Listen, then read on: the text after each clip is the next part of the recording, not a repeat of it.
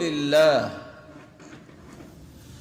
اللہ کی رضا کے لیے محبت کرنا، اس کی خوشنودی کے لیے محبت کرنا، کسی بھی چیز سے۔ میں اس بھائی سے محبت کرتا ہوں، کس لیے؟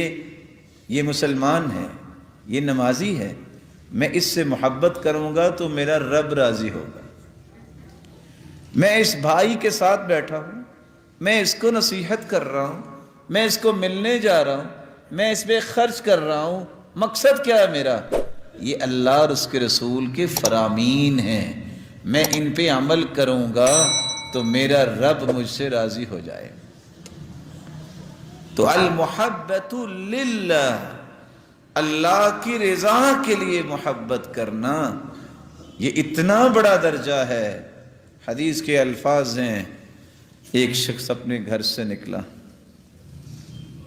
ساتھ والی بستی میں اپنے بھائی سے ملنے جا رہا تھا، مالک الملک نے ایک فرشتہ بھیج دیا۔ فرشتہ اس سے سوال کرتا ہے، الی این ترید، کہاں جا رہے ہیں آپ؟ وہ کہتا ہے، ارید اخلی فی ہذہ القریہ، میں اس بستی میں اپنے بھائی سے ملنے جا رہا ہوں۔ فرشتہ پھر سوال کرتا ہے، وہل لک من نعمت تربها علی، کسی احسان کا بدلہ دینے جا رہے ہو؟ قال لا، کوئی احسان نہیں ہے اس کا، بدلہ کیا؟ غیر انی احببتہ فی اللہ، میں اللہ کے لیے اس سے محبت کرتا ہوں، اس سے بڑی بات کیا ہو سکتی ہے؟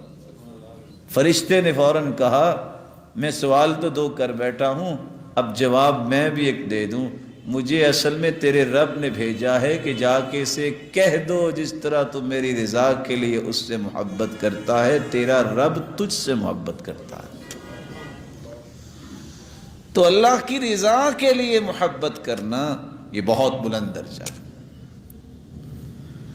بلکہ اللہ عز و جلال قیامت کو آواز دیں گے، ساری دنیا پریشانی کے عالم میں اللہ فرمائیں گے، این المتحابون بجلالی، اور میرے نام پہ ایک دوسرے سے محبت کرنے والے کہاں ہیں؟ آج میری محبت ان پہ واجب ہو گئی ہے، میں انہیں اپنے عرش کا سایہ نصیب کروں۔